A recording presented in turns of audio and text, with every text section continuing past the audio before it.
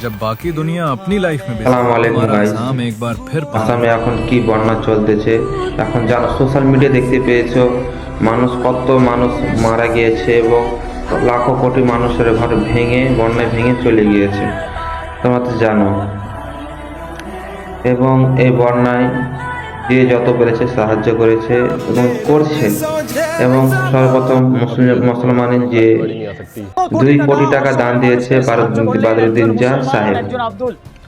এবং সেখানে এবারে ভিডিওতে আরো দেখতে পাবে যে দিচ্ছে এবং খাওয়াচ্ছে এবং হাড়ি বাসন যেখানে যা যা প্রয়োজন সেও দিচ্ছে রাতে অন্ধকারে যে। এবং এবাকার কিছু ধর্মের মানুষ বলছে মুসলিম জিহাদি, এবং মুসলমানকে হার জায়গা থেকে মুসলমানকে টার্গেট করা হচ্ছে, এমনটা কেন? এবং মুসলমানরা সর্বপ্রথম যেখানে বিপদ কিছু হয়েছে সেখানে মুসলমানরা যাচ্ছে। এখানে দেখো কি বলছে, কেন মুসলমানকে সবসময় টার্গেট করা হচ্ছে?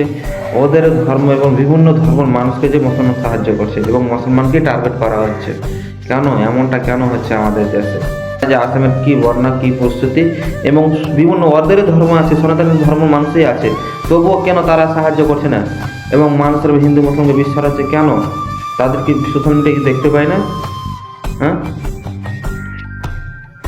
তো আমার কথাগুলো ভালো লাগলে একটা লাইক দেবেন এবং বেশি বেশি করে ভিডিওগুলো শেয়ার করবেন যে মুসলমানকে সব জায়গা থেকে কেন টার্গেট করা হচ্ছে।